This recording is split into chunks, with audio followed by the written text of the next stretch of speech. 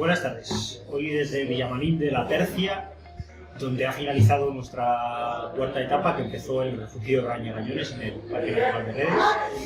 Ha sido una etapa algo extraña, también un poco larga, forzada por exigencias del guión, porque no hay muchos pueblos por los que hemos pasado, algunos de los cuales nos interesaba para alojarnos, pero la verdad que esta zona cuesta encontrar algún alojamiento y finalmente hemos tenido que desplazarnos hasta aquí. Eso ha alargado un poquito nuestra etapa. Y bueno, ha sido una etapa un poco de transición entre la humedad asturiana, porque salimos de Brañagañones y sus bosques de cuento, donde hemos podido disfrutar de las historias del guarda del refugio, que nos han encantado y hemos pasado realmente una noche estupenda.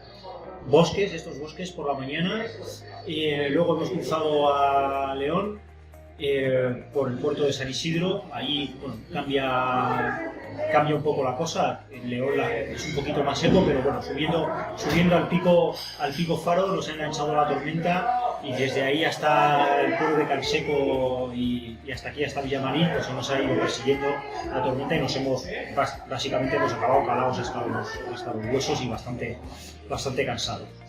Mañana una etapa algo más corta y el mismo menú que hoy, seguramente tormentas por la tarde, esperemos tener un poquito más de suerte. Nuestras reivindicaciones de hoy tienen que ver con el mundo de la cultura. A todos nos gusta la cultura, y si la cultura es el enriquecimiento, ¿por qué las personas con diversidad funcional tienen tantas dificultades para poder disfrutar de ella?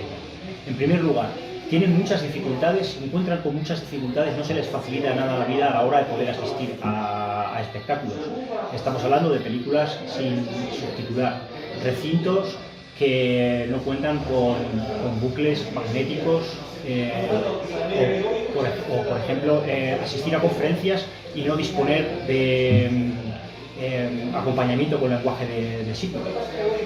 Eso por un lado, pero por otro lado, a ellos también les gustaría poder participar y poder conmoverte con sus interpretaciones o con sus melodías, con las melodías que ellos realizan, y sin embargo se encuentra también con múltiples dificultades para poder hacerlo.